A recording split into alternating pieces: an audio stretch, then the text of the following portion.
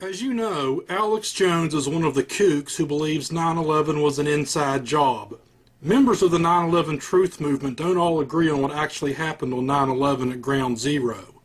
Alex Jones would be considered a mainline kook because he's a truther that thinks empty, remote-controlled airplanes hit the towers.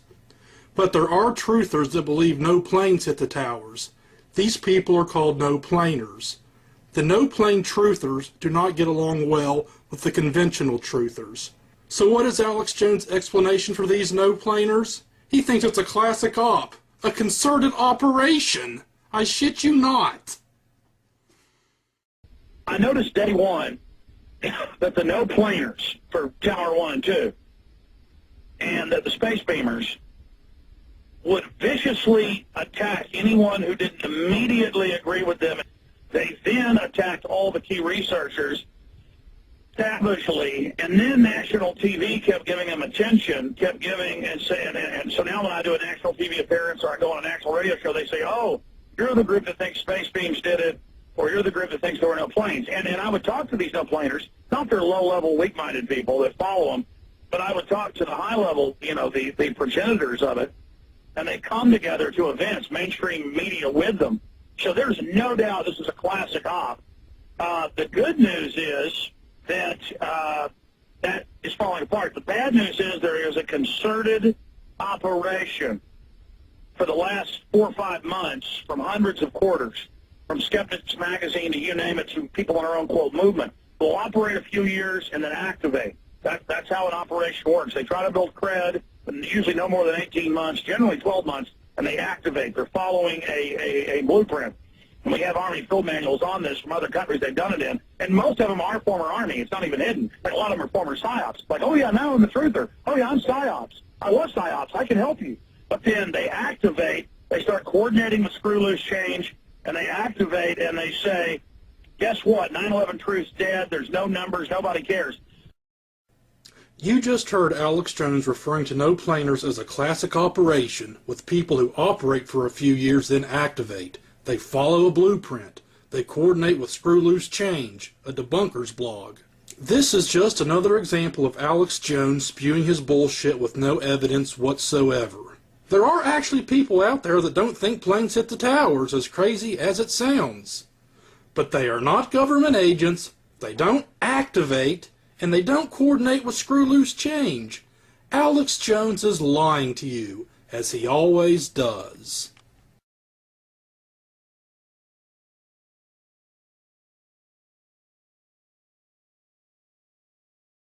In February of 2007, an anonymous person who called himself Mike the EMT sent Dylan Avery an email stating he heard a 20-second countdown for the implosion of World Trade Center 7.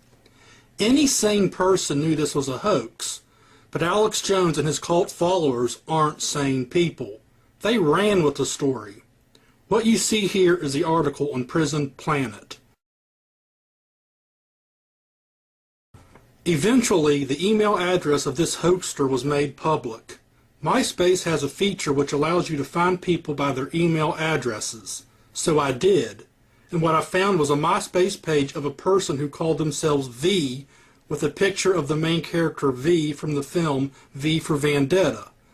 V for Vendetta is a fictional movie which the kooks, in general, absolutely love. I would call into the Alex Jones show about this shocking reporting from his staff. Here's the exchange. Well, he's first up. Randy disagrees, so we go right to him. He's Troy in West Virginia. Troy, welcome to the airwaves worldwide. How are you doing? I'm doing well.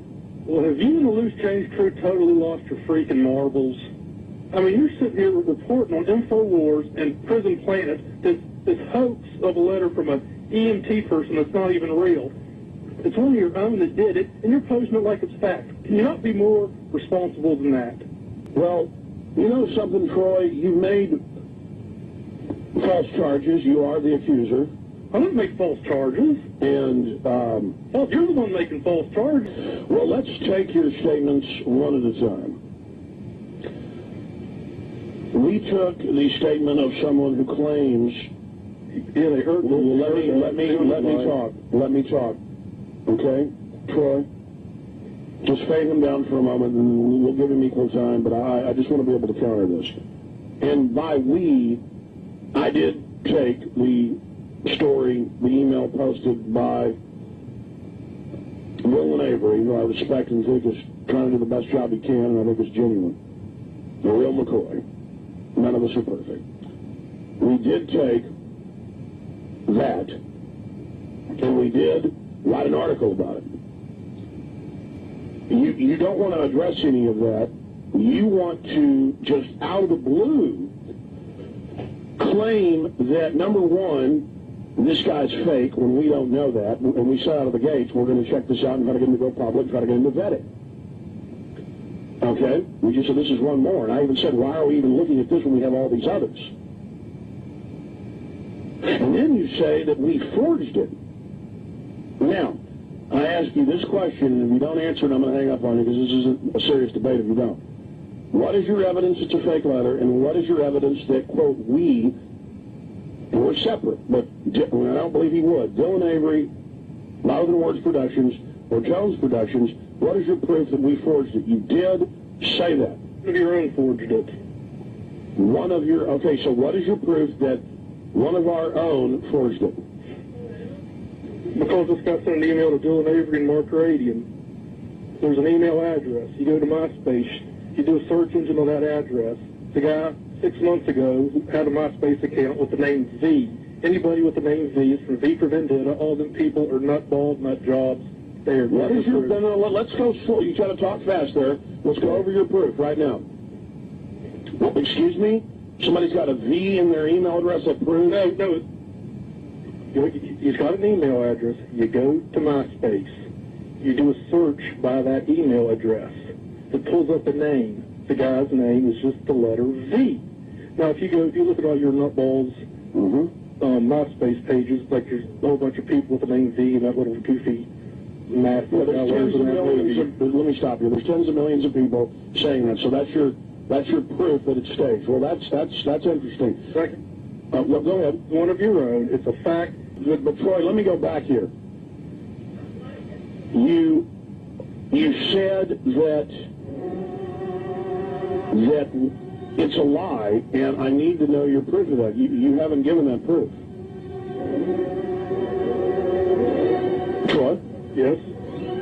What's the guy's name? He's making stuff up that nobody knows. We happen to know his full name. We happen to know his full name now and where he lives, and we're trying to get him to go public. He's very scared. Very scared. Why don't you talk to Mr. Burlingame's daughter who got firebombed to death? We'll be right back. Alex Jones just said he knows the guy's full name and where he lives. That is not true at all. Alex Jones just lied to his audience on the spot. Then Alex Jones, in a disgusting fashion, brings up the daughter of Frank Burlingame, who died in a house fire. Frank Burlingame was the pilot of the plane that was hijacked and crashed into the Pentagon. Alex Jones implied she was murdered because of who her father was. Alex Jones is a filthy human being. Take a listen to his lie and outrageous comment one more time. We happen to know his full name.